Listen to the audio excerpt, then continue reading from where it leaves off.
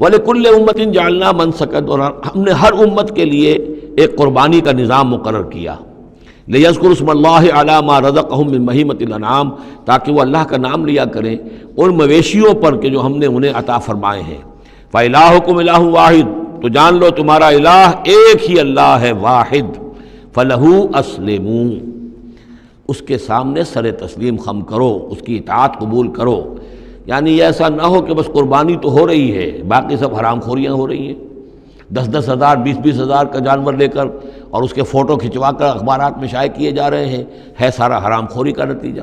تو یہ تو کوئی قربانی نہیں ہے، یہ اللہ تعالیٰ کے ہاں قبول نہیں ہے، چاہے وہ 1 لاکھ کا جانور ہو، لیکن ہو اسلام کے ساتھ۔ فَلَهُ أَسْلِمُوا، اس کی اطاعت تو قبول کرو، اس کے حلال اور حرام کے پابند تو ہو، اس کے حرام کردہ چیزوں سے منہ نہ مارو۔